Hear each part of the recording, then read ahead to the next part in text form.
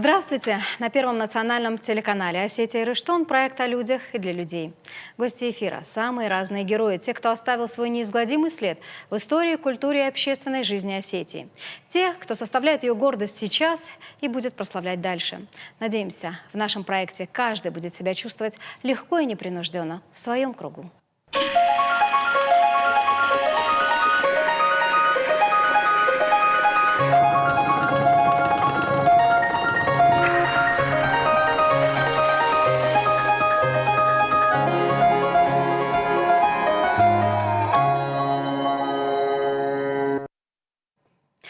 Наверное, нет ни одного человека, кто не любил бы и не пробовал петь. Но успеха и признания добиваются единицы. Те, кто помимо таланта обладает пониманием, что в придачу к успеху ты всегда получаешь зависть, интриги, а порой и одиночество. С последним героиня нашего выпуска, к счастью, не столкнулась. Ее всегда окружали любящие родные, верные, а самое главное – искренние друзья и коллеги, с которыми сегодня мы вспоминаем звезду осетинской оперной сцены Долорес Белаунову.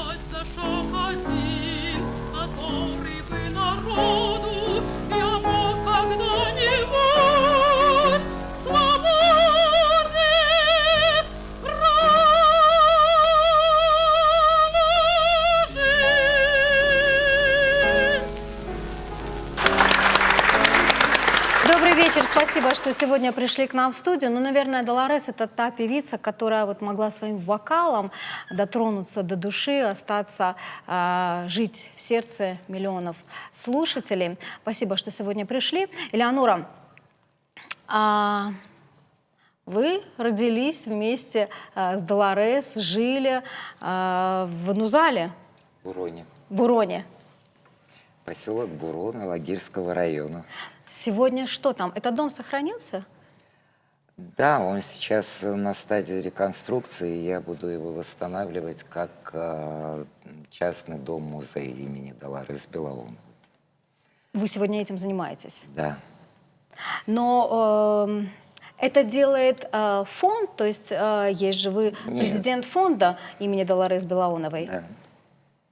Президент Ибрагим, сын Долорес, вице-президент. Мы вдвоем работаем над этими проектами, и это, ну, как бы фонд громко сказано в плане того, что фонд строит. Нет. Это... Свое значение вообще фонд, он... А фонд, он другие проекты делает, конечно. Мы вот выпустили сейчас уже второй диск Долорес. Я хотел бы поблагодарить ГТРК «Аланию» Тимура Кусову и Зою Газаеву за то, что они предоставили мне возможность. У них практически просидела 3 месяца. Каждый вечер приезжал, и до полуночи Зоя – это, конечно, шедевр, звукорежиссер. Благодаря ей у меня сейчас огромный архив. Все, что осталось, сохранилось. Чистила она ленты. И, в общем, с такими... Да, Все, что там сохранено было, конечно, там нужно было и чистить дорожки, и много какие-то звуки лишние, там все абсолютно она привела в порядок, несмотря на то, что их невозможно было даже найти, но вот они сделали то, что невозможно было, Невозможное. поэтому низкий им поклон. Спасибо. Спасибо. Давайте вернемся в детство. Расскажите, насколько большая семья была? Нас 7, 4 сестры и 3 брата. Родители у нас вообще-то уникальные были, ну, наверное, у всех уникальные люди, для каждого ребенка, но наши отличались тем, что отец и мать играли на всех инструментах, причем они никогда музыкой не занимались. И профессионального обучения тоже не Самоучки. получали. Самоучки и слухачи. Потому что, играя на всех инструментах, просто на слух, ну, это абсолютно слух должен быть у людей, и любовь к этому. Поэтому прекрасно играла мама на гитаре, на балалайке, на мандарине. И у нас папа, где бы ни бывал, на территории республики или куда-то за пределами выезжал, он всегда привозил обязательно отовсюду, возил домой музыкальный инструмент. У нас, кроме фортепиано или пианино, дома Есть всё практически, да? остальные инструменты висели, пополняли. У нас была терраса длинная такая в доме, и вот на стене у нас вместо картин висели всевозможные инструменты. Так что это заслуга отца. Но Долорес сама тоже играла, да? Но она играла на гармошке? О, не только на Не только? гармошке, конечно.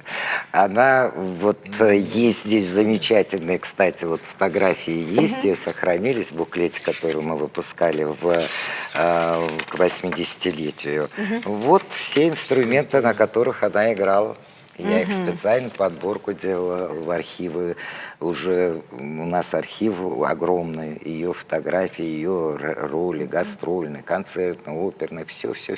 Но вот она сама как училась на этих инструментах? Тоже на слух или уже родители Это по нотам? Нет, она эти по нотам она уже, когда здесь поступила, приехали. К сожалению, сегодняшний день, Ириночка, у нас не обращаются к опыту при Советском Союзе, потому что тогда ездили директор, педагоги, профессора, они приезжали в районы. В глубинке они ездили в каждый район и выбирали Искали талантливых, таланты? да, выбирали талантливых пианистов, там, скрипачей, в общем, тех детей, которые к музыке были расположены, есть таланты, в том числе и вокалистов. И таким образом в 14 лет Долорес была обнаружена, вот как раз Нусиновый профессор у нас была, тогда это называлось училище искусств. Поэтому... Но они в Бурон не приезжали. Они приезжали как раз в Бурун. Они приезжали, сделали прослушивание. Сначала в школе, они зашли в школу, им сказали, что у нас вот семья Белоуновых, где обе девочки у нас поют и в хоре, и танцуют. Они в драм-кружках и участвуют везде. Меня еще тогда в помине не было, потому что Долорес самая старшая в семье, а я самая младшая, 7-й ребенок. Поэтому, конечно, это я все по рассказам знаю, когда приехали. И сама Долорес рассказывала. Вообще Долорес, конечно, потрясающая, уникальная. Это, я не знаю, это кладезь, такой многогранный человек она была, помимо того, что она была величайшей певицей, я бы сказала. Потому как у Долорес, у всех, в общем-то, певцов голос, если их называют певцами, и сопрано очень много, и лирико-драматических сопран, но голос ценен тем, что он богат обертонами, тембром голоса. И вот если этого окраса нет голоса, Если интуитивно певица или певец не может вовлечь интуицию свою, какие нюансы, какие тона давать во время пения, то это неинтересно. Они получаются безжизненные голоса стеклянного звука. Да, абсолютно вот не. А у нее было от природы лирико-драматическое сопрано, богатейшие тембральные окрасы. Эти обертона, которые она отдавала, у нее грудной великолепный медиум был звук, у нее низы, середина, верха, все абсолютно природа ее наградила. И еще и талантом как актрису. Как она создавала образы, это же вообще потрясение. В Москве она была сольным концертом, кстати, с Чтурангой, моим братом, который в Харьковском оперном театре, он народный артист Украины и народный артист РСО «Алани». Они вместе, Долорес его пригласила туда, чтобы они, как брат и сестра, давали в колонном зале.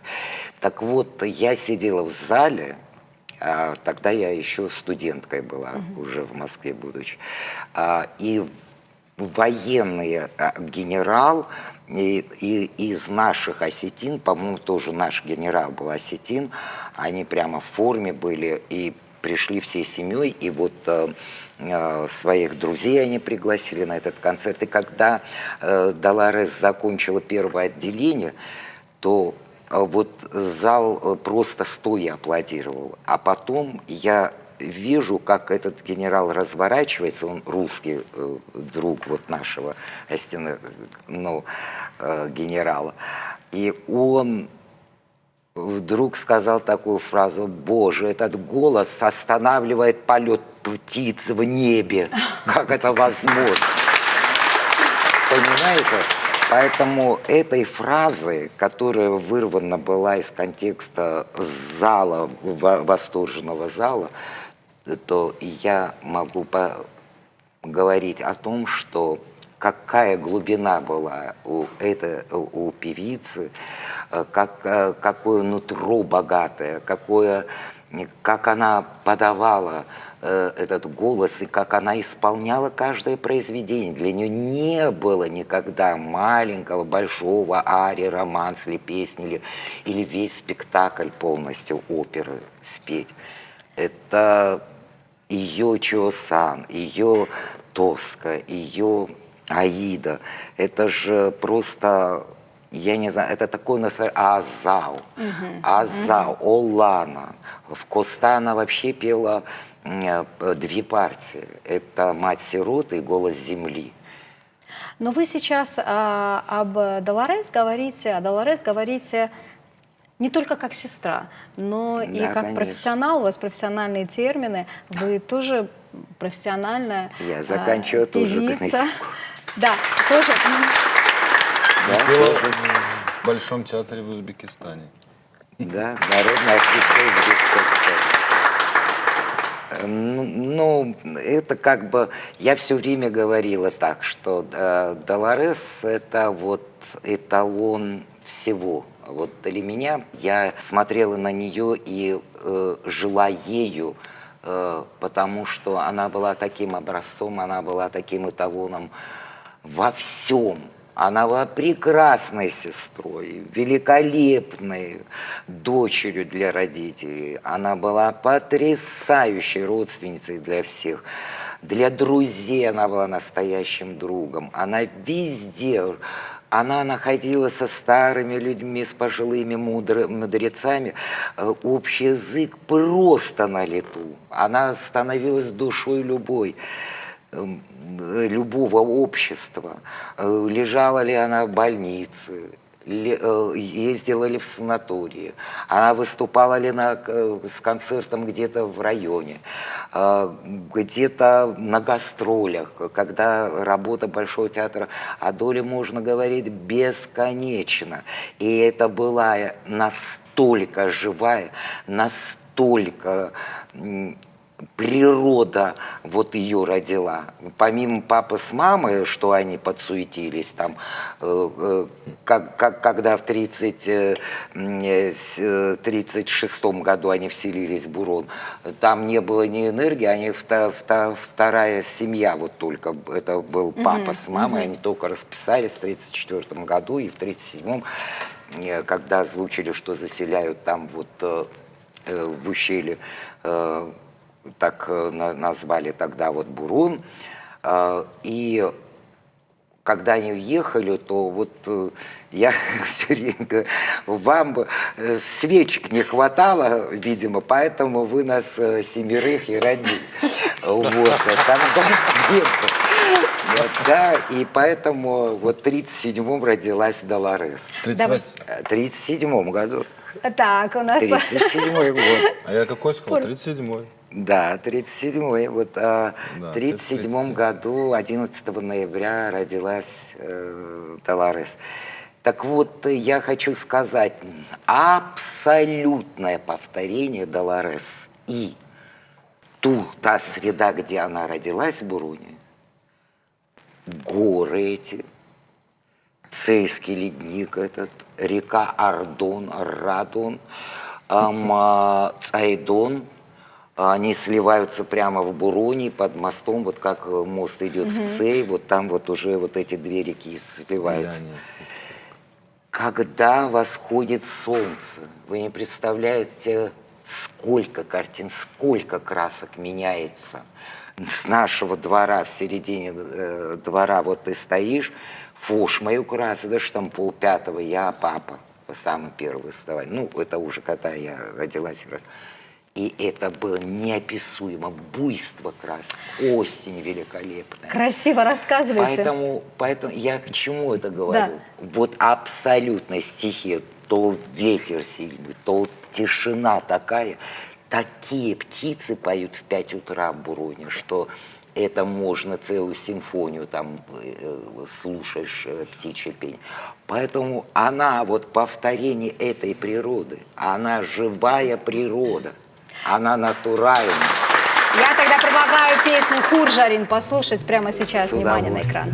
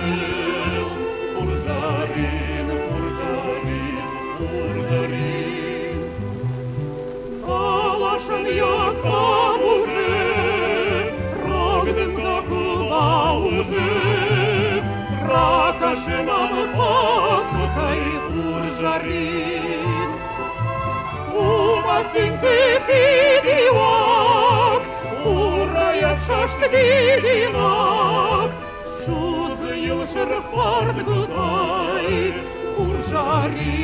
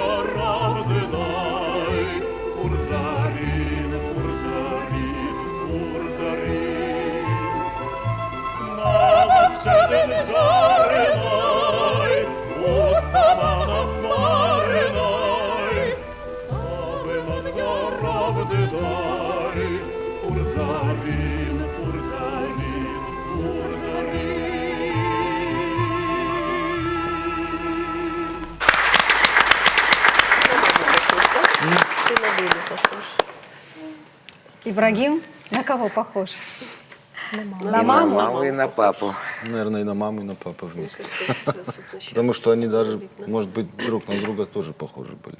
Да? Люди, да, находят себе подобных. Наверное, какое-то сходство у них было. А вам как кажется? Вы говорите, наверное, какое-то сходство Но было. при этом они были плюс и минус. Как что, у кого больше плюсов? Провокационный Ну, вопрос. да.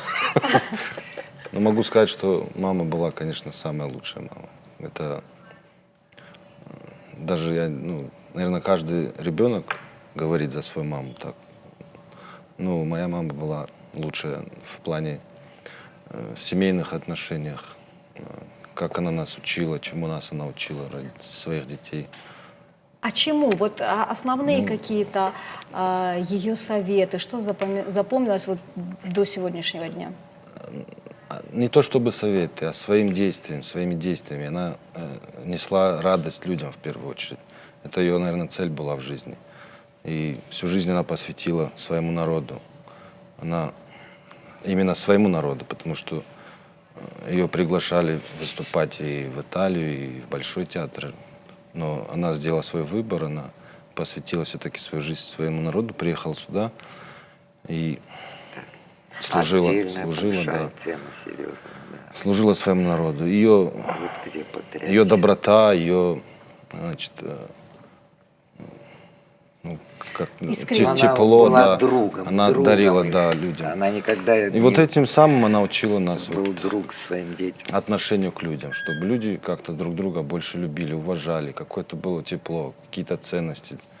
Ну, то, чего сейчас, к сожалению, реже встречаешь. Ну, пока были мои родители, это все гораздо больше наблюдал. Да, ну, Ну вот это такая тоже редкая черта, когда тебя приглашают работать в Большом театре, на главной сцене страны, ты отказываешься и приезжаешь на родину. Сегодня, мне кажется, мало кто бы отказался. конечно, То есть карьера. Никто бы не отказался. не Как она бросил. сама об этом говорила? Это я должна сказать, что она уже была в штате Большого театра. Она уже работала, Тогда, когда она уже И даже на уезжала. гастроли ездила уже с Большим театром, Да, на Дальний Восток, совершенно в верно. Ленинград. Да, совершенно верно. Ольга правильно говорит. Потому что добилась это Галина Александровна Вишневская. Вишневская. Как только она услышала ее, она делала партию Марии. Марины, Мазепа. да, с Мазепы, с Маргаритой. Она была концертмейстером Галины Вишневской. И ей поручено было сделать с ней партию. Вот, выпускали спектакль. Так. Поэтому и она задержалась, концертмейстер задержалась Маргарита Кнушевицкая, как фамилия, сейчас я вспомню. И задержалась с Долорес, работая над партией. И Галина поднялась, стала искать Вишневская, куда пропастился концертмейстер моя. И вдруг она поднялась на этаж выше и идет по коридору и слышит совершенно уникальный звук. И когда она приоткрыла дверь и увидела, она не стала входить, как пишет в воспоминаниях. Да, да. И она не стала входить, а прослушала ее до конца. Потом она зашла. И тут же вскочила Маргарита и говорит: «Ой, простите, ради бога, мы заработались. Ну, говорит, это невероятный голос. Я живую еще ее, Маргариту, застала в Москве, она мне все вот это вживем тоже рассказывала. У нас дома была, да, у вас? И да. Приезжала здесь сюда в приезж- гости? В Москве. А, В Москве. В Москве. Я ее пригласила. И она сказала: что, это откуда вот голос, это что за девочка? А она сказала: это вот наш новый, значит, стажер, которого приняли из 900 претендентов тогда, это было 61 год, когда набирали Большой театр, 10 мест нужно, только могли пройти 10 мест. И людей было 900 человек, прослушивались. И она в первую десятку, в эту десятку сразу попала под номером 1 вместе с Маквалой Касрашвили. Вот. Поэтому уже впоследствии, и вот когда она ее услышала, она сказала, говорит, какая стажерская группа? Нет, это невозможно, надо ехать. Я сказала, и я это сделаю. Она должна быть в штате. Этот голос должен быть в штате. И он был в штате. И она поехала, да, в Министерство культуры, и она прямо так и стукнула там, потому что в тот момент как раз у них были с Ростроповичем уже подготовительные как бы на чемоданах, потому что мы впоследствии все, когда узнали, их выпроваживали с Союза в тот момент, и поэтому эта трагическая нотка в их истории, конечно, им рану нанесла большую, но она, зная о том, что вот они уже через неделю покинут, она сказала, не смейте ее никуда отпускать, что она будет, все мои ведущие партии будет петь Белоунова. И пока я здесь, издайте приказ, хотя бы это сделайте. Это было сделано, но тем не менее Сделано. Долорес вернулась. Но тем не менее, когда у нас открывался музыкальный театр, Белар создавался, да. Кабалоев ей позвонил и сказал, что достроили уже театр, и мы открываем свой, и я хочу, чтобы вы были открывателями этого театра, и я хочу собрать вас, вызвать все, где наши, и в первую очередь, вот я пока первой тебе позвонил, и она сказала, как, она обрадовалась так, что Тамара Синявская сказала, ты с ума не сошла, они подругами были, Тамара Синявская, Долорес и Маквала Касрашвили. Об этом тоже они сами рассказывали. И они сказали, ты с ума сошла, девочка, куда ты собралась? Все мечтают Большой театр, куда еще выше? И она сказала, нет, у нас дома, на моей маленькой земле, а будет наш оперный театр, о чем вы говорите? На 7 ветрах летел. Она сказала, я хочу служить своему народу. Я поеду и буду с радостью отдам свое все творчество, свое умение своему собственному народу. Спасибо. Мне не нужен... Спасибо. Ольга, как состоялась ваша встреча с Долорес? Как у вас жизнь пересеклась с ней? В какой момент? Вы знаете, я считаю, что мне просто посчастливилось. Я писала о Долорес Николаевне не один раз, но посчастливилась когда-то взять у нее интервью. Это было, знаете, невероятно интересно, потому что она была очень интересным собеседником. Как вот сейчас Элеонора сказала, она много интересного рассказывала. Но вы знаете, что потрясало? Вот в силу профессии приходится встречаться с разными людьми, и разные люди ведут себя по-разному. Есть те, которые дистанцируются. Ну, ты понимаешь, ты сразу принимаешь правила игры, вы понимаете меня, да, как журналист. Но есть люди, которые открываются, и они очень просты в общении. Это вообще вот черта истинно интеллигентного человека, простота в общении. И вот Долорес Николаевна была удивительно простым человеком в общении, удивительно доброжелательным и приветливым. И вот потом, когда мы с ней встречались уже после этого, знаете, она вот сразу тебя в толпе выхватывала твое лицо, улыбалась, и ты понимаешь, что ты входишь в круг ее добрых знакомых. И это было так радостно, и, в общем-то, даже этим можно было гордиться, потому что, ну, вот перед тобой оперная дива, да, легенда оперной сцены Осетии, и в то же время это такой простой, приветливый, доброжелательный человек. Вы говорите говорите, что она сразу открывалась. Но мне кажется, что для творческого человека, для вокалиста в особенности, это очень важная черта. Как можно петь, если ты закрыт, да? То есть, мне кажется, суть должна быть такая у вокалиста, характер, он должен быть всегда открыт. Только тогда, может быть, то самое творчество, наверное, может тронуть. Ну, человек может быть открыт на сцене, то есть он открывает свой образ, Я понимаю, да. Но он может быть в жизни, он может быть закрытым человеком, он может быть Закрытый или интровертом. высокомерным. Она была другой. Потом, знаете, вот она какие-то интересные вещи рассказывала. Например, о своей встрече с Долорес Ибарури, в честь которой ее назвали. Она рассказывала, что в 1959 году студенты Гнесинки давали концерт на одной из кремлевских сцен. И вот в зале, на сцене Большого театра. и в зале, по-моему, она говорила Кремлевском, на одной по-моему, из в Кремле на одной из сцен. Вот. Насколько я помню. Может быть, я ошибаюсь. Нет. Ну, не суть важно. В зале присутствовала Долорес Ибарури, рядом с Никитой Сергеевичем она сидела. Они и когда в ложе ее сидели объявили, с Хрущевым. Да. Долорес Белоунова, та просто была ошеломлена. Ну как это, да, вот имя. И она попросила, чтобы эту девочку к ней подозвали, когда уже вот она закончит свое выступление. И Долорес Николаевна рассказывала, что ко мне, говорит, подходят и говорят: вас хочет видеть Никита Сергеевич Хрущев.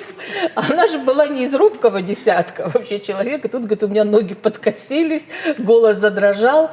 И я, говорит, подхожу к главе государства, к Хрущеву. Рядом с ним сидит женщина, и она говорит, кстати, на хорошем русском языке, говорит, меня спрашивает, кто вас назвал так? Почему, да? Она говорит, мой папа, в вашу честь, потому что он был восхищен тем, как вы сражались с Франко.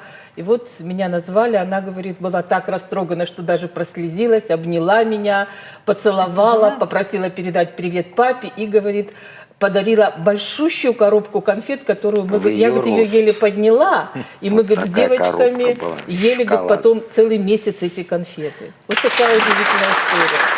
Ну, потом она, по-моему, еще... Да, Ибрагим. Я потом, не по воспоминаниям, а я прочитал, то, что это, по-моему, вы... Да. Что она потом поехала в Испанию. Да, в Испанию. Да, хотела ее найти, она ей оставила телефон, координаты. Но уже, Да, говорит, на тот момент, когда она, видимо, уже и возраст, видимо, уже, да, Она по болела, здоровью да. болела, да. Значит, она ей позвонила, ну, кто-то поднял трубку, говорит, она уже болеет, и уже, мне, говорит, не довелось с ней больше встретиться. Вот. И для меня это такая история удивительная, да, где Бурон, где Испания, и так все сошлось. Ну и да, эта потому встреча, что папа это, конечно, постарался. необыкновенно. Он ее Казалось обожал, бы. историю знал, и он... Казалось бы, да, я думал, что эти люди, наверное, никогда не встретятся друг с другом, да, как это возможно, тут раз так произошло. Более того, Удивительная папа, когда ее назвал, она первенец была, и начали его в НКВД. Тогда она называлась ФСБ НКВД. Это они еще не И знали затаскали. других, как он назовет детей. И затаскали, приглашают и говорят, почему ты же осетин, ну хотя бы русское имя дал. Говорят, почему Долорес? А он говорит, ну потому что Ибарури, революционерка, которая говорит с таким, говорит, азартом, она, говорит, положила на лопатки Франко, говорит, я хочу, чтобы у меня дочь воинственная была, чтобы она могла такая же, у нас что, хуже, говорит, пусть будет, как и Барури. Помимо этого, он ей писал письма, они их не выпускали, собирали, и потом уже, очень долго... КГБ не выпускали? Да, не отдавали. Но это известная история в этом... И потом уже только вернули Долорес, когда уже его не стало.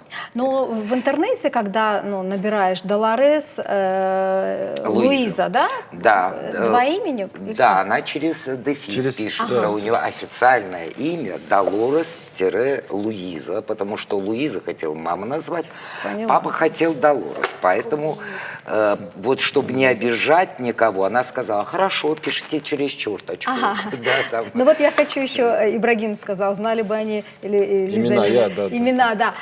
Остальных Да, братьев, можно сестер? перечислить? Да, конечно. Значит, это мама Долорес. потом Долорес Рио- Луиза. Долорес Луиза, Рио Рита, Рио Ранга, Чатуранга, Франклин, Ну нет, ну ты же по Элеонора. порядке Ну, говори, нет, как я по рождались. сочетанию созвучия как они звучат в стихотворной форме. Ах, вот оно что, ты еще Да. хочешь рифму? Да, вот такие замечательные имена дал мой дед своим детям. Ну, то есть это все, кто когда-либо услышали эти имена, они приходят в какой-то восторг и удивление, потому что... И пели тоже, да? 4 пели. 4 все мы кроме поем. Риоранги, Риоранга, да. Ну, Риоранга у нас, она по-моему, великолепный преподаватель, да, воспитатель. Она... и Робертино. Робертина поет. Роберт. Нет, У нас папа назвал вот 7 всех, он не расставался, в общем, с этой организацией. Удивительный папа у вас потом, был. Потому что он... И потом ему еще там вопрос задавали. Говорят, а почему, говорит, у тебя сын рождается, говорит, и ты, говорит, режешь, говорит, барана на куфт, говорит, дочка рождается, и ты, говорит, быка. А он говорит, потому что меня дочери прославят. Он как в воду смотрел десятки. Хотя и сыновья прославят. Потому что Рио-Рита, Рио-Ранга, это тоже имена, там одна речушка Рио-Ранга в Африке, где революция произошла, Рио-Рита. Это Всё с известно. революцией связано. Да. Все революционеры. Но он только Наверное, за отец у вас был, патриотизм. да, внутри такой Он революционер? обожает историю, он обожал и знал, и там просто с ним невозможно было. Это было, можно было его открыть, и это ходячая энциклопедия была. Он по всем сферам. Это не только по Борец истории. за справедливость? Потом после Рио-Ранга кто? Роберт. Нет, Роберт сначала после Рио-Риты. Потом Рио-Ранга, потом Франклин, потом Чатуранга. Франклин это в честь Рузвельта, Чатуранга это в честь Союзники, индийского Основатель шахмат. изобретатель шахматной доски Чатуранга. И я Элеонора. Просто Королева Элеонора. австрийская. Да, и я так простенькая. Элеонора, австрийская королева 12 века. Да. Залина, Да. расскажите, как ваша встреча состоялась с Долорес? Я впервые так, чтобы вот ее увидеть близко. Я танцевала в маленьком джигите. На тот момент это был просто ансамбль Республиканского дворца пионеров. И на каком-то правительственном концерте мы все переодевались в одной гримерке огромной. Ну, мы переодевались, Долорес гримировалась, и в это время зашли 2 молодых людей с телевидения, парень и девушка. Ну, было видно, что очень стеснялись. Девушка подошла, можно мы у вас возьмем интервью? Ну, Доля, видимо, сообразила тоже, чтобы по ним видно было, как они были зажаты. Наверняка она продумала уже все вопросы. И, желая им помочь, она стала шутить, и девушка что-то спрашивает, и микрофон к ней поднесла. Доля что-то пошутила и в полный голос ха-ха-ха, та бедная микрофон запрятала. В общем, веселье стояло, уже эти тоже расслабились, интервьюеры. Ансамбль весь забыл про переодевание, все смотрели и веселились, как путаются молодые люди. Но она, по сути своей, позитивный человек. Не всегда был, просто да? позитивный. Вот Оля говорит, что просто с ней Бога было не общаться. позитивный. Я вообще считаю, что не просто с людьми, которые закомплексованы и не уверены в себе, которые постоянно озабочены тем, как они выглядят. Своим имиджем, да? Да, но Доля была настолько уверена в себе, как женщина, как певица, как Во человек. Да, видимо, оттуда. Во всем. По-другому не может быть. С ней настолько было легко, и она вот как-то со всеми могла встать на один уровень. С ребенком она была, ребенком, это с пожилым, доброта, всё. доброжелательность. Да, сколько Поэтому, помогала. конечно, с ней было очень легко. Ну, а потом, да. А потом уже, ну, когда я стала сама петь, естественно, в концертах, где-то она пару раз заходила за кулисы, нахваливала меня, Дишек, там она нам сочержги. Ну, это было, конечно, ужасно приятно. А потом, когда я уже пела в оркестре, ну, у вокалисты вообще так заведено, что через какое-то время нужно курсы повышения квалификации. Просто должен кто-то послушать обязательно. Сама привыкаешь к своему голосу, даже те, которые ошибки есть, все равно как-то не слышишь. И поэтому раньше всегда так было, да? Все певцы периодически приходили в училище искусств и договаривались Занимались. о уроках, да. И вот я тоже в очередной раз к ней пришла, я говорю, Долечка, давай уроки. И она говорит, Мадахова. Это же всегда было, вот настолько это было просто, ты себя не чувствовала Какая прелесть. обязанной или как-то. Все, сейчас расписание, установили расписание, все. Но еще был момент один щепетильный, Так. когда я после первого занятия попыталась оставить какую-то оплату на пианино. Да, вот люди знающие смеются. Да. Она вот так посмотрела, Да вы что? говорит, ой, Тасу. Я говорю, ну это же работа, Дуля, ну дружба, дружба. Это она говорит, Фешав Маражей, я тебя больше не приму, если ты вот это не заберешь. Ну. Поэтому, конечно, человеческие качества были выше всяких похвал. Ну а голос, ну, даже смешно сейчас рассказывать, какой был, но я как-то при ней сказала, что когда я тебя слушаю, мне кажется, что это дорогущий инструмент. Вот именно, ну мы же знаем, что инструменты... Это правда, истина. Да, это, конечно, что-то, инструмент. Вот как будто не голос, а инструмент. Даже слушая, даже Особенно слушая было похоже, ее, когда она вокализы пела, Ничего. когда слова, это понимаешь, что человек поет, а какие-то Дикция. были арии, где-то что-то, долгий вокализ, и вот сразу даже невозможно было понять, это альт или виолончель, Или или голос. это, а это оказывался голос. Я Это, тогда конечно, предлагаю удивительно. тоже послушать фрагмент. У нас есть оперное исполнение. Внимание. Шатугл тарнауар, что я зуб.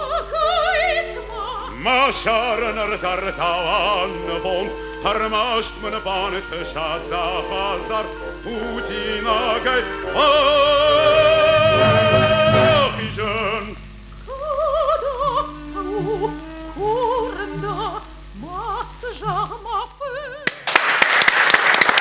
Можно я еще добавлю, Ира? Что удивительно было, такая крупная певица, известная, вот к твоим разговорам, Элеонора, что она захотела здесь быть. Я думаю, что еще одной из причин было то, что вот певцы этого поколения, они были народными героями, любимцами. воистину Их народными просто на руках конкретно. носили. Это одно дело. А другое, что я хотела сказать после этого фрагмента, вот профессионализм был в том, что это ария из оперы, но даже обыкновенную остинскую песню, она так разукрашивала, и так она ее пела, но была видна работа. Душа. И песня превращалась в шедевр. Так что... Спасибо. Я вспоминаю, на каникулах я как-то приехала с Москвы, это было лето, и вот на такие подвиги, наверное, точно уж сейчас никто не пойдет, не пошел бы. Я уже о Большом театре молчу. Ну, поехали, у нее как раз в этот день она на стихи Коста сделала цикл, ну, написанный остинскими композиторами, да, Ланчика, это на слова Коста Хитагурова. И она сделала сольный концерт. И она обкатывала это вот в глубинках. Она ездила по районам с Буликом, Булик на аккордеоне. И вот в Булат Дегорск- Газданов. Да, Булат Газданов, простите, мой любимец, мой хороший. Вот, и в Дегорском ущелье и до самого края, самый крайний аул, где еще там один или два двора было. И она там пела селу просто, вот сидя на скамеечках, Лунгмарасада, что на улицу вышли такси. Потом она говорит, а вон там еще какой-то домик. Говорит, ну это уже там пастух у нас живет. А где, говорит, он сейчас дома, мадам, какой дома? Он говорит, сейчас же лето, вот они с нашими отарами, да, наверху, он Оля и дамса хижа. Мадам, только осенью спустится.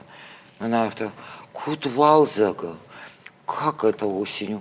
Мадам, ну-ка, поехали. И вомней, харагомней. Ослеп. Мадам, это самое. Иш харагнам, иш бахнамней, фаланам харагиш. Мадам, риут тамма, нона, поехали. Ну, дом меня Нона называет, мадам. Нона, поехали наверх. Я говорю, Доля, как ты поехала? Ну, вот так вот. Я говорю, а как ты будешь петь? Акапельно. И вот мы поднимались, и я ей говорю, садись, я тебя, там подъем, ну там тропа была, все видно, и мы поднимались. Но самое интересное, когда мы поднялись наверх уже, и там вот так луг открылся, и там огромная отара овец лежит, собак полно, лежат вот на траве. И вот этот джамбот хунди, вот пастуха, я как сегодня помню, джамбот, цыган джамбула тоді фалана кутта. Мы когда поднялись, вот до Ларисы, он так... Он только когда уже ее увидел, да? Да, и мы потихоньку один там был, двигаемся. А? Он один там был? Он один был с собаками, ну, у него там и палатка была, шатер, это, ну, как там в пещере такая, это самая ниша, и там вот у него и сыр, и все, он сам там вот доил, и делал сыр вот овечий. Так он, когда он увидел, вот мы подходим, я говорю, боже мой, ты сейчас человека в инфаркт видишь. Я говорю, меня-то увидит, это, ну ладно, там туристка какая-то, кто меня знает в Осетии. А тебя, говорю, тебе утюг включи, и ты в утюге будешь. Я говорю, все тебя знают, ты все время на экране. Я говорю, что ты с мужчиной сделал? А он вот так поднимается, медленно, Эдалбатти, на камне сидел. И вот так вот поднимается, медленно, Аллах, Аллах. Долорис, маутай, долорис. А считай, вот кум я раз, когда уже приблизился, Сагдар долорис куда. Амана, вот там она яхта. И у него слезы, мадам, хусавам хождинаться, шкуту, мадам, хусавам на долорис, рбаха штадом, амдам семи кушаешь. Мадам, мене дома щитин. Она хуть якала жезак, ме яфта, якухта, ме яхам хабышырбакута. Ама яфта на тыждышкута, деймак, мадам, эш дома щитин, мадам, дыном схоль, мадам. Джамбут. А мадам машпа джамбут, мадам, дын эш так кажарга канзынан. Мадам, ердам хынчылык мака. Мадам, жна хынчылык канждам, дын жагадыш, дын жарм, дын шыттын. Мадам, почему ты разве не заслуживаешь, говорит, радости? Почему ты не должен слышать красивую музыку? Я, говорит, поднялась, да. И она стала акапельно петь. И когда она запела, он еще больше растрогался. Маманяпта, он не дышал. Вот так оперся на палку эту. И вот так вот, не дыша, слушал. Но это надо было видеть собак, которых они лежали. И когда ее голос услышали, у них уши вот так поднялись. А потом я слышу, одна собака стала подвывать, как она наверх красиво уходила. Потом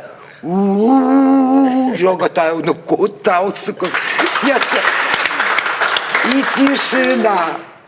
Вот там небесная тишина была, и представляете, хоть бы одна овца убежала. Они все поднялись, вот стояли, слушали. Спасибо.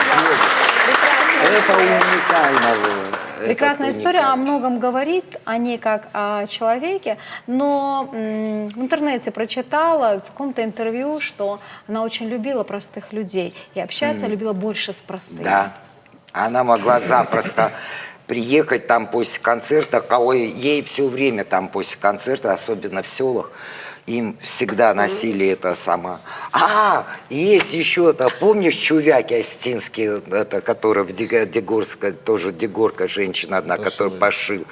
Она была с концертом вот тоже в Дегорском ущелье, и, по-моему, в Дегоре. И там на первом ряду старушка сидела со своей невесткой, они пришли. Слушай, а она пела там, они кусок с Бацазовым делали из азау.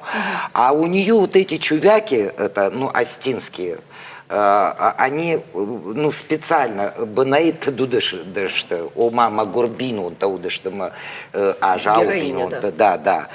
Она на первом ряду, я заперта, мы кажем, Аллах, Аллах, Долорес, ну что я заперта, а моя, вот это уже она сама рассказывала, эта женщина. И она, когда пришла домой, ода шпатти, у нее шила, мыла, положила рядом, они же шили руками, вот выкройка До сих пор же, вот, они у нас до сих пор, мы вот с Ибрагимом их для музея. И она их пошила и прислала с кем-то, передайте Долорес, наш адрес не знала. Мадам Жахамдан Маяхам, Записка, а мадам Ждафиту, мадам Герден Таригат, а вот там ажагал Бахаудида Ахажага, мадам де ног заперта, а мадам Кожаная подошва. и нам женщина какая-то привезла в театр ей. Вот это была Долорес. А то соленые огурцы приносили, баллоны, вязаные там вещи, носки, варежки, что только не приносили. Ну уж я не говорю там о пирогах и так далее. А вообще она была совершенно, вот насколько она была величественна и была настоящей примадонной на сцене, абсолютной примадонной, в абсолюте. Насколько она была, какое было достоинство, какая грациозность была, настолько она была проста среди людей. Вот мы сидим, я помню, Ладика без Долорес, а Долорес говорит без Ладика уже в зрелом возрасте, это, ну, то есть ничего не сказать о Долорес. Они с Ладиком, ну, просто такая пара были, что они друг друга понимали с полслова. Я желаю каждой семье такую любовь, такое понимание, взаимопонимание. Я больше не видела таких людей. Только своих родителей, они до старости, как Ромео и Джульетта. Мы сидим, еще бабушка была жива, Ладика мама, Владимир, это супруг, тоже народный художник Арсвалани, он был лауреатом еще премии Костахи Тагурова, поэтому это был величайший скульптор, потрясающий человек. Вот здесь их вот видно, да, это самое, вот они вдвоем. И Владимир, он нам никогда зятем не был, он нашим братом был, он нашим членом семьи был. И вот они у них вот самая большая там ссора или конфликт, там или что-то такое, шероховать, это так. Хаев. Доля. Хаев. Доля. Все. Там или ссора это было, или наоборот мирились. Теперь она приносит чайник, мы, значит, и свекровью, Ладик, Рухша, год, мама Шкаржанда, замечательная это самое, Забылдар, Ладик Камадан, и для Доли свекровь.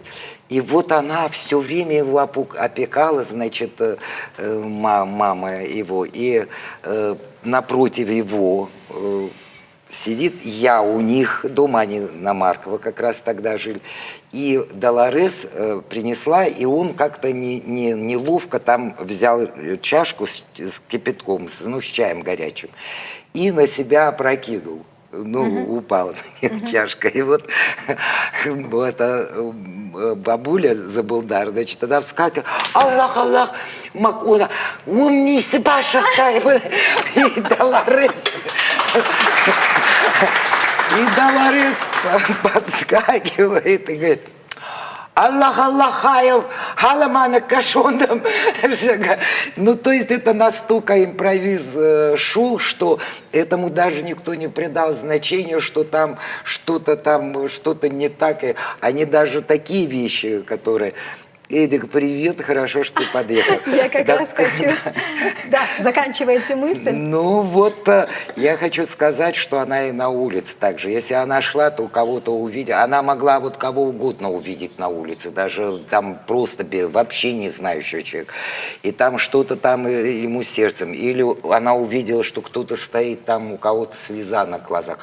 А она никогда не пройдет. Она подойдет, Артальмара, Уайса, Куртайса, Арбадма, и так, и все выслушает, скажет, потом все еще пойдет и будет еще там все пороги обойдет и скажет, ну, помоги.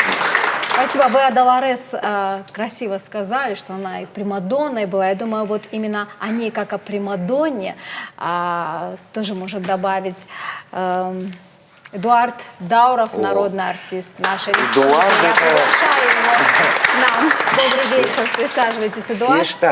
Добрый вечер, Жарон Штат Талаве. Эдуард – это наш Спасибо. член О, да. семьи практически. тоже. Добрый вечер. Я мчался на запись этой передачи. Я не мог не прийти, потому что есть множество, на самом деле, замечательных деятелей, мастеров культуры Осетии. Я сегодня был в школе на концерте, и я говорил им, что мне очень повезло, потому что, когда я пришел в театр, приехал из Москвы, Доле было, наверное, под 50 лет. Для вокалиста это время расцвета. И Доля, несомненно, была в самом пике. Театр, любой театр, сложная такая субстанция, музыкальный театр особенно сложная субстанция, потому что человек часто, когда он не поет, я всегда шучу, когда он не поет, он мыслит всеми своими извилинами. Когда он поет, он, к сожалению, мыслит только двумя прямыми связками. А это не всегда бывает достаточно для адекватной оценки ситуации. Но я говорю, да, мне повезло, я застал в театре мощнейшее поколение вокалистов. И сегодня, когда вот прошло столько времени, и можно оценить реально каждого из них, и то, что Доля занимает особое место среди них, для меня абсолютно однозначно. Наверное, может быть, поэтому у меня есть из множества моих статей, есть целая серия статей, имена я ее назвал. И первая статья, о ком я написал, это была Доля в 2003 году. Спасибо вам за И я помню, ну вот наш мир театральный такой, когда ко мне подошли и сказали, вот, ты написала Долорес, а она такая, за ней это. Я говорю, ребят, Ой, даже такое? Ну, мы знаем, мы же в мире искусства живем. Я говорю, вы понимаете, говорю, вот о каждом человеке, каждый человек живой. И в этом смысле можно о каждом человеке что-то сказать. Гражданты Булати Кузартай, адай магани, фаткой кунисуал.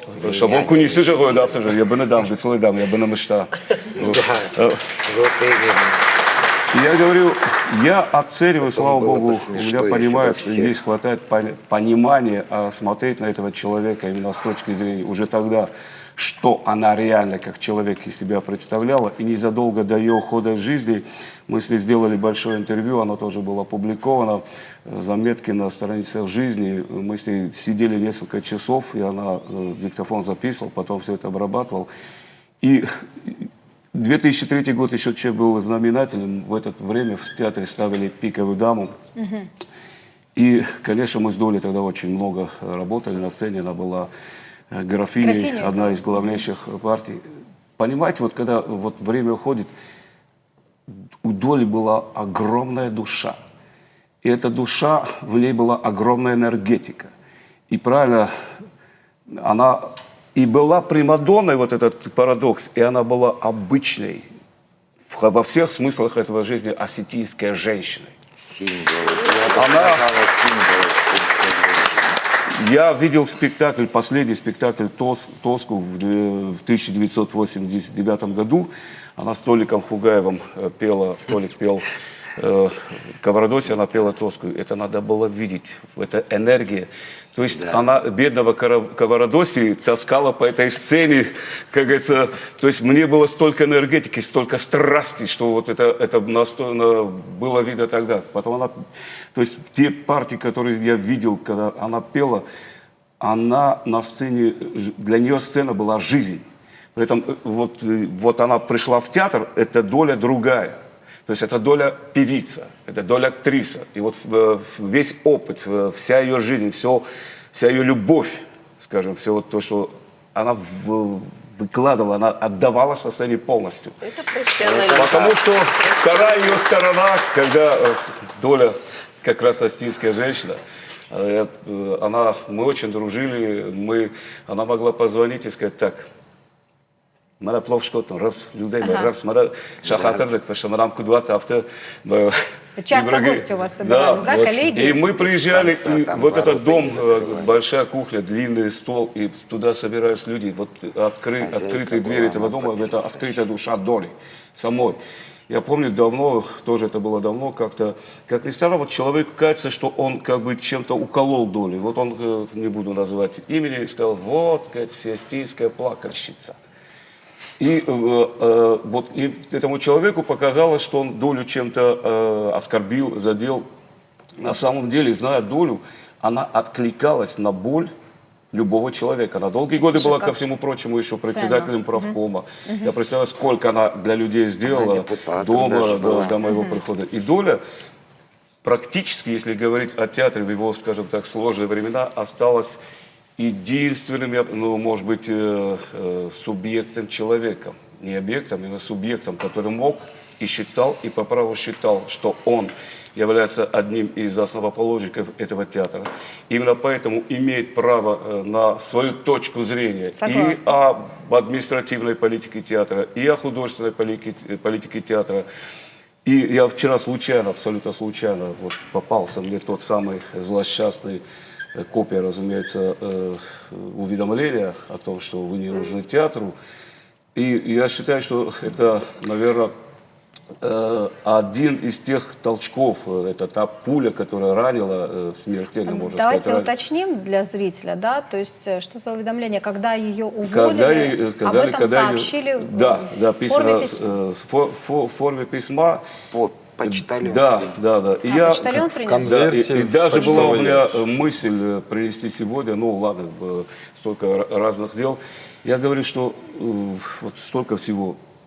Когда мы работали с Долей над «Пиковой дамой», вот находиться рядом с тобой вот источник энергии.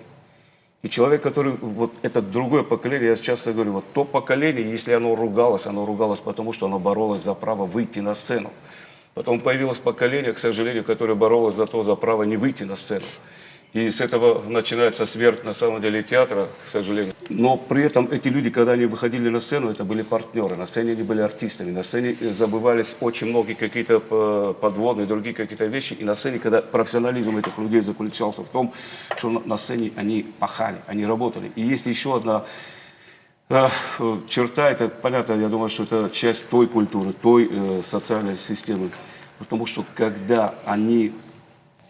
Вот эти голоса, я за это отвечаю, эти голоса Юра Бацазов, Эмилия Салагова, Елкан Кулаев, Долорес Белоонова, эти люди, которые обладали, я не всех перечислил, эти люди обладали голосами, которые могли развиваться и сделать гигантскую карьеру в любом театре Советского Союза, потому что уровень этих исполнителей по всем параметрам, которые определяют и актерское мастерство, и вокальное мастерство, эти люди были именно вот этого уровня. Я думаю, что прозвучало то, что Долю буквально вытащили из Большого театра. Буквально вытащили, Эмилию вытащили.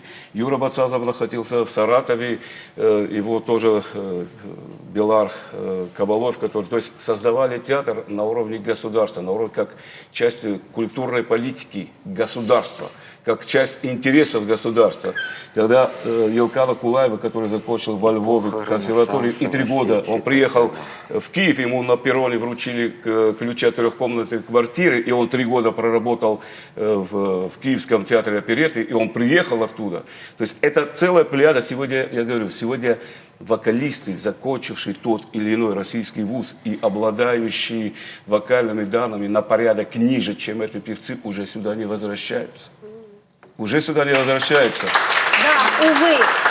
Но знаете, что обидно? Вот в этой программе мы очень часто вспоминаем людей, легендарных людей, творческие личности. Обидно то, что очень практически в каждом эфире мы говорим о том, что этому человеку приходилось бороться. Ну, не заниматься творчеством, а постоянно почему-то происходит борьба. Почему? Ну вот с чем это связано? Ну, наверное, это все-таки это связано, с одной стороны... Зависть. Это, с одной стороны, это связано со спецификой именно нашей профессии. При этом, мне кажется, у вокалистов, наверное, это все-таки поострее, чем у драматического театра или еще что-то. Потому что, я говорю, певец, он более, у него нервы более обостренные. Потому что он, я это знаю, он живет голосом. А голос это такая хрупкая. И если артист Реагирует драматически на заболел, всё. он может Реагирует прохрипеть, на он всё. выйти на сцену, прохрипеть, проговорить свой текст и даже сыграть великолепно, даже с больным голосом. А вокалист это такая вот, если чуть-чуть что-то не то, все, он живет, он в каком-то смысле в себя, обращенным взглядом в себя, как связки, как его состояние. Был жив тоже, когда приехал, был живой тенор Тавитов. И Анатолий Тавитов, я как-то пришел на репетицию в филармонию, говорит: «Толик, а что с тобой? Я так, а что? Ты понимаешь, ты не выспался, тебя обидели, ты обрадовался, ты солено сел или еще что-то. И все это сказывается на тембре голоса. А Доля, она переживала, Доля жила всем. И опять-таки, вот, кстати говоря, о ее характере, да, она была, в отличие от очень многих, она, если человека не нравился, если она с чем-то была не согласна, она могла подойти, она это могла кому угодно сказать в лицо. И я вот в этом интервью, если его почитать, я говорю: Доль, не может быть, чтобы ты была всегда права. Наверное, были такие ситуации. Ты остывала, ты, так сказать, потом как бы приходила в себя после гнева. И наверное, говорю, наверное, не права. Нет, я всегда права, потому что я всегда боролась за правду. Это вот Это Доля. о вопросе ее открытости, да, Ольга, да. о том, о чем А ты- тут вот знаете еще, что интересно. Эдик сказал, что она была простая женщина в быту, простая стинская женщина, на сцене примадонна. Так вот я ей задала вопрос, какие из созданных ей на сцене образов ей ближе как человеку. Она, знаете, кого назвала? Катарину из «Укрощения строптивой». Она говорила: я играла саму себя, а Юра Бацазов меня укращал. Но в то же время назвала еще два образа: Чио-Чио-сан, Да. Пучини и Азау Ильи Габараева, потому что это Диаметрально вот то, что женственные, преданные, верные хранительницы домашнего очага, какой она и была в жизни. Спасибо. Спасибо большое, Эдуард. Продолжаем. Хочу сказать об педагогической ее деятельности. Было очень много учеников, и одна из учениц нам прислала такое свое видео-привет из Франции. Я предлагаю послушать. О Долорес Николаевне, конечно, можно говорить бесконечно, и все это будут только слова о том, каким она была хорошим человеком. Она была замечательной, она была замечательным педагогом, она была нам больше, чем педагог, потому что, это скорее была мама, чем преподаватель. Она участвовала в жизни каждого из нас, она знала наши семьи, она общалась с нашими родителями, она знала, чем мы дышим в повседневной жизни, помимо учебы. И, конечно, это была замечательная, трудолюбивая, упорная, жизнерадостная женщина, которая, лично в моем сердце останется навсегда и только в светлой памяти. Вот. И, пользуясь случаем, я хочу пожелать всем ее близким и родным всего самого наилучшего, здоровья, успехов и процветания. Спасибо. Елена Гасеева. Но сегодня у нас в студии есть и Алан Джуев. Он тоже себя считает учеником Долорес. Я учился. Ага. Я учился в училище. Но вы и работали еще вместе И в театре, работали, да? и учился, но виновником того, что я попал к Долорес Николаевне, был Влад Гапуевич Газданов. Я учился на народном отделении, у меня была вторая профессия, я аккордеонист еще. Все, поняла. Ага. И как-то мы делали с оркестром дуэт с однокурсницей. Ну и Булат нам сказал, что вот надо вам, ребята, пойти в училище искусств на Карла Маркса, и чтобы вас послушал педагог. И он позвонил Долорес Николаевне, мы пришли, она с нами позанималась, это был астинский дуэт, я как сейчас его помню, Майрама Бугоева «Болиц». Мы с однокурсницей пели, и когда она с нами позанималась несколько уроков, она нам предложила: вы не хотите на вокальное отделение? Однокурсница к тому времени уже университет закончила, педагогом работала где-то в селе. Я, естественно, говорю: конечно, хочу. И вот так я попал к Долорес Николаевне. Мы сделали программу для поступления, я поступил в училище, учился параллельно на 2 отделениях в училище искусств, закончил училище. И даже уже учась в училище, она меня привела в театр. Я в театре пел в хоре. И первое мое вот с ней было вот исповедь Ачеева. Она там пела партию матери-сирот. И когда я стоял на репетиции, у меня даже вот сейчас ком в горле, у меня слезы текли на сцене. Всегда так. Потому что мне было, я не верил, говорю, неужели я вот со своим педагогом на одной сцене, вот мы репетируем, мы и спектакль потом работали. Но мне бы хотелось еще вспомнить, когда я уже вернулся после института, и мы вместе работали, я уже стал солистом театра, и вот сидит Эдик, как раз рассказывал про «Пиковую даму». Была шикарная постановка Юрия Николаевича Лекова «Пиковая дама». И Долорез Николаевна там пела партию графини, Эдик Дауров пел Германа, а я пел, там были такие второстепенные как бы персонажи, Сурин и Чекалинский, которые всегда ходили с Томским. И ну так бы поджучивали. И я вспоминаю вот ту сцену, когда вот на самом деле это была обалденная постановка, ту сцену, когда Герман пришел к ней в спальню и хочет узнать эти карты. И вот у меня даже сейчас мурашки, как она вот это вот играла, помимо того, что она пела, она играла актерски. И когда она вот вставала, чтобы указать ему на дверь, и вот я вспоминаю вот этот момент, там вот в ней было все. Это была да? и энергетика, и махина, и вот она показывала, вот вставала в полный рост, это было вообще непередаваемо, вот, именно в «Пиковой даме». И еще бы хотел вспомнить один момент, по-моему, был вот 2006 год, когда мы ставили «Станционный смотритель». Эдик там играл одну из главных ролей. Это по Пушкину «Станционный смотритель». Современный композитор питерский написал. Они в один вечер шли, «Станционный смотритель» и «Выстрел». Смелков, он здравствующий петербургский композитор. И мы, значит, спели премьеру. Эдик пел отца, а я пел Минского, по-моему, да? Минский и ты меня Дуня. ногами пихал. Ты меня ногами пихал. Да. И как раз этот спектакль примерно совпал с Днем театра. И я вот как сейчас помню, Долорез Николаевна сидела в зале, мы отыграли спектакль, конечно, выложились. Даже вот Эдик, когда играл, зритель плакал. Когда прошла первая премьера, а у нас премьера совпала с постановкой «Травятый», а там был известный режиссер, он в Питере сейчас один из главных режиссеров в Мариинском театре, Иркий Габитов. То он подошел к Шкаровскому, который ставил «Станционный смотритель», и говорил: я не понял, Владимир Несонович, вы что себе самых лучших актеров, говорит, забрали? А почему я их не знаю? А почему их в «Травяте» нету?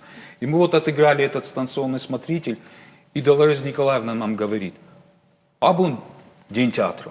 И пошли к нам. Помнишь, Эдик, когда она нас повела, уже она позвонила домой, уже столы были готовы, все. Мы вот отметили там вот этот День театра, помнишь, Эдик? И она нам еще подарила, ну, вокалистам что нужно, вот певцам, клавиры оперные. Я как сейчас помню, она мне подарила богему, а Эдику, по-моему, Отелло, да. И мы долго допоздна еще сидели. И потом они нас проводили, по-моему, даже такси нам вызвали, и мы уехали. Вот как бы такие воспоминания. Кстати говоря, вот о том, что вот удивительно, почему вот он говорит о доме. У нас был такой спектакль «Бал Маскарад», одна из сложнейших опер. И Доля пела с Юрой Бацазовым, две главные центральные партии. Ну, Алан собирает записи, я собираю записи. У меня есть одна из лучших записей, разные варианты, и там поет Паваротти и Эйприл Милла, потрясающе, кстати, великолепно поет.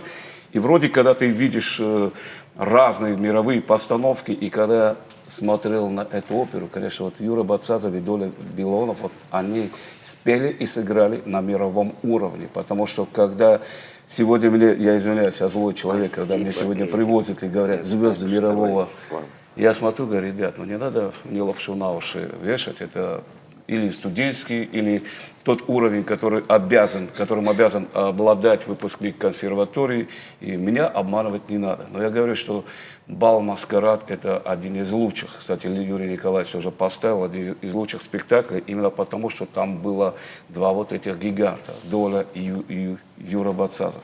И опять-таки, когда, зная, слыша в ушах, если ребят кто-то увлекается, просто найдите Эйприл Милла, это, я считаю, одна из лучших исполнительниц. Леонора... Амелия. Амелия, да. И Амелия, и вот когда их дуэты, Юры Бацазова и Доли, то вот говорят, искры вот из их столкновения, вот из их дуэтов, из их актерских работ, это, конечно, два великих, и артиста, и исполнителя. И я почему говорю, вот эта картина, и на сцене великая певица и великая актриса. И потом ты видишь этого человека в быту, за кухней. И я думал, все равно, почему наверняка это звучало об отношениях Владимира и Доли. После того, как ее ушли из театра, Владимир заболел, для него это был тоже вот такой, он заболел, он лег в больницу, они на Барбашова в больнице, ну, понятно, Доля рядом как-то помогала, они лежали в одной палате, ну, он лежал, да, понятно, рядом. Я зашел, тем более до этого видел их отношения, это удивительные отношения, вот когда, правильно, говорит, вот Леонора говорит, что вот шутки, но там было столько любви, вот я это особенно понял в больничной палате, когда Доля, честно говоря, вот я, когда на Владимира смотрел, боялся, что он раньше уйдет, и кто мог подумать, что вот Доля так, и, ну вот я увидел, вот чувство вот удивительное, без прикрас, без грима, без понтов, без каких-то этих, я хочу кому-то понравиться, потому что человек больной, и он такое ощущение, что он много не проживет, и ему не надо играть, не надо маски носить или еще что-то. Когда вот я вот видел эти отношения этих людей, вот столько вот уже прошло, я говорю, вот это на самом деле два великих человека, два по отношению друг к другу, потому что я уже говорю, как Доля они фантастические любили. Я думаю, что Доля, ну, вот трагедия в ее жизни, когда не стало старшего сына, это колоссальная трагедия. Вот я помню ее до, я помню ее после. Но я говорю, что вот Бог дал ей столько сил, столько, чтобы и перенести, и выдержать, и, ну, чего-то она, как говорится, не смогла выдержать вот этого. Брашка еще. Но Поэтому она все-таки, держалась. ну, если не учитывать, конечно, вот эту трагедию, а можно было бы сказать, что Долорес, считала ли она себя счастливой женщиной? Как вы считаете, Ибрагим? Конечно. Она сама говорила, что да. Она всегда говорила, что я прожила счастливую, хорошую жизнь. Это даже уже в больнице, когда ее в Москве положили на операцию, и перед операцией племянница моего отца пришла ее проведать. И, то есть она уже понимала даже, может быть, в какой-то степени. И она ей тогда сказала: скажешь Ибрагиму, что я прожила хорошую, красивую жизнь и счастливую. Именно вам просила передать? Да. Ну, она ради него, видимо, в общем-то, у нее было всю какое-то жизнь чувство. держалась уже после смерти старшего. Ира, можно я скажу? Я извиняюсь, вот долго не было, компенсирую свое отсутствие. Она была счастливым человеком. Мы же чувствуем, когда общаемся с кем-то, мы же чувствуем, кто рядом с тобой. Потому что она светилась, она всегда... Почему я говорю, что она была открыта? Ей, она делилась. Она вот ощущение, что человек с тобой, ты просто с ней стоишь, она делится с тобой чем-то важным. И счастливый человек с тобой делиться ничем не будет, потому что ему самому не хватает, или так ему кажется. А у нее было ощущение, что у нее вот, ее хватало на все. Она была счастлива, она светилась. С ней было очень легко. И несчастливый человек никогда, когда она приглашает к себе домой, и дверь этого дома открыта, потому что у него внутри вот это открыто. А так может быть только счастливый человек быть. Но я хочу, чтобы о ней, как о счастливой женщине, о талантливой, еще высказалась Аза Халаева. Сегодня она тоже у нас в студии. Добрый вечер. Спасибо, что пришли. Я скажу о том, какой Долорес Белаонова живет в моей душе. Долорес Белаонова – высокая слава моей Дигары. Сегодня пусть прозвучит то, что родители Дигары, родители Долорес Белаоновой, семья ее отца родом из Дигары. Да. Тамби и Таймураз, братья ее отца, жили в Дигаре. И Долорес Белаонова, как это бывало возможно, вот так приезжала проведывать своих дядей. И если бывала свадьба, ну, обычно приезжают на какое-то мероприятие, то не было случая, чтобы она отказалась спеть на этой свадьбе, станцевать. И это выглядело особо красиво, особо приятно. Все начинается с детства. И хочу сказать о том, что мое поколение воспитывалось на песнях Долорес Белоуновой. Очень часто звучали ее песни по радио, по телевидению. И это нужно, это необходимо растущему человеку, растущему организму. Пусть ребенок знает, что у ее народа есть вот такие славные люди. Вот. И где бы мы потом ни находились, это все наши корни, наши крепкие корни. Я потом училась в Москве, бывала в Ленинграде, жили мы некоторое время в Душанбе, и везде была со мной моя родина, и звезда ее Долорес Белоунова. Спасибо большое. Вы сказали, что ваше поколение воспитывалось на песнях Долорес. Я предлагаю еще одну песню послушать, потом продолжить.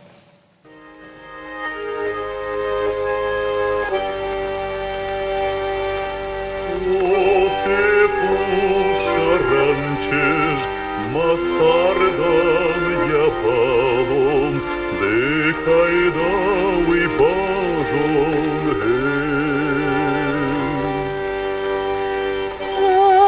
Ahandan argamay najardan ifandon de kaydamadunye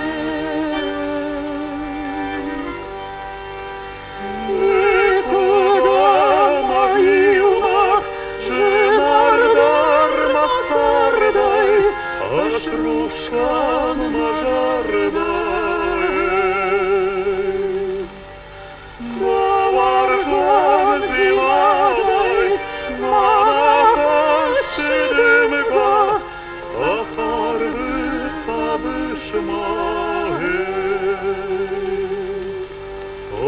Азухтар рашухчеш, Масаштетел ваинс, Акалат архута Даваржан зинадай, Дашаран зинадай, Мажарда кутае.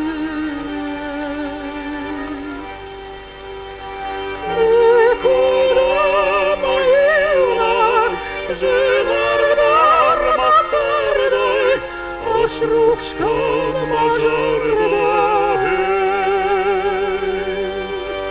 Даваржан зинадай, Манахашидымга, Сахарды табышмае. Арындын аштырар, Давай мен жынаргдар, Кайнаву масартар. Жағындын аргамай, Мажардай фандон, Декайда мадуне.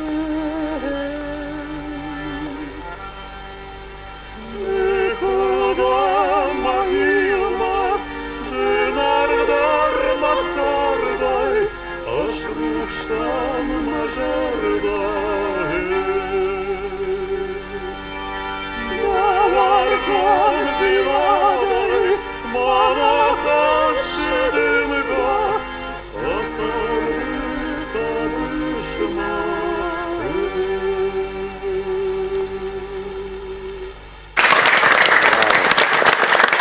Мне хочется сказать, что сегодня молодежь тоже воспитывается на творчестве Долорес Белоуновой. У нас в студии Дарья Саутиева. Добрый вечер, Дарья.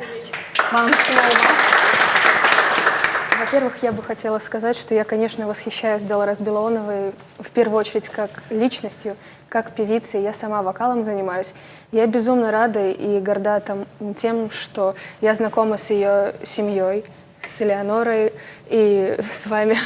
Это большая честь, да, Ибрагим. Спасибо.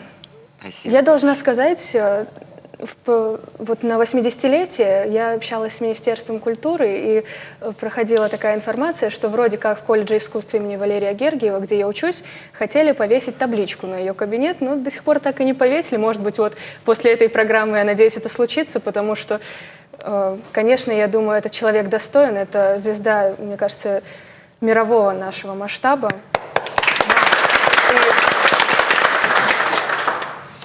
Мне Будем кажется, надеяться. другой карьеры для нее и не могло быть. Она бы не была собой.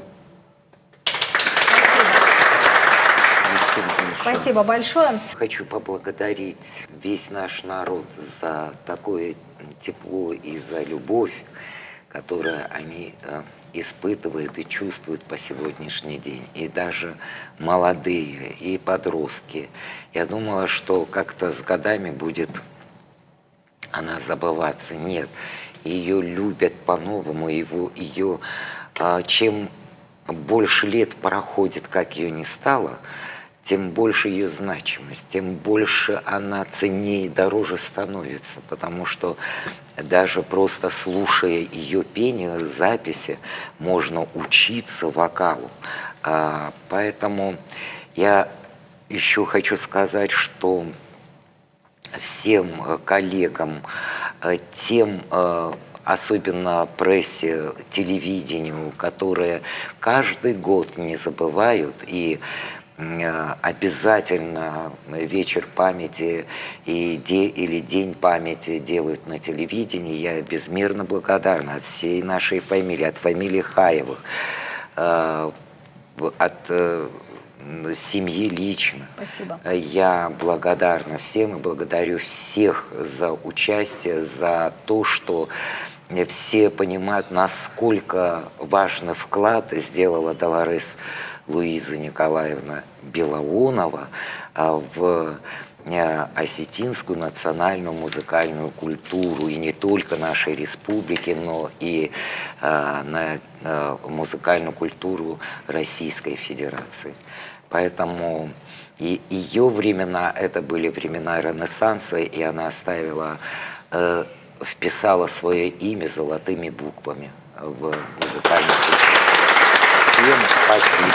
Спасибо большое вам. И я хочу поблагодарить студентов филологического факультета СОГУ и студентов торгового техникума. Вам спасибо за внимание. Особо благодарю вас всех. Сегодня редко певец может разговаривать со слушателем. Мне кажется, вот Долорес это с легкостью удавалось, благодаря ее открытой душе, да, благодаря ее таланту, доброте. И, Элеонора, вот вы рассказывали об этой истории, она нам поднялась в гору и спела пастуху. Зритель. Да. Я хочу завершить эфир, нашу программу одним танцем, который был исполнен на Девичьей горе. Это фрагмент из документального фильма «За кулисами сердца», режиссер Илья Братчик. Спасибо ему за этот фильм. И мне кажется, это такая красивая точка в сегодняшнем нашем эфире. Спасибо вам, что все сегодня собрались и поделились теплыми воспоминаниями. Birакай варжын, Маюнак варжын, Даумакай бадын, Маюнак варжын, Даумакай бадын.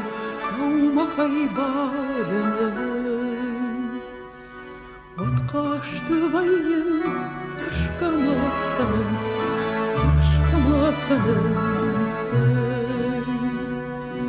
Урагда кыш, мой кудна каныш.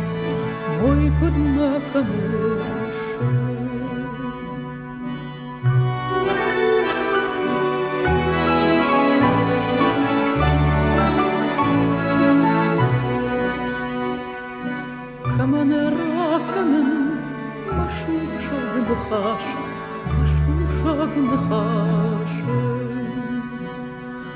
Уйзышканы, аштыртуз балашын. Уйзышканы, аштыртуз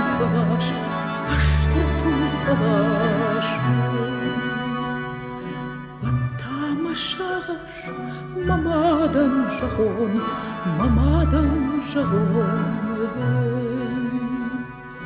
בנתומנה מונט מחיקות חומון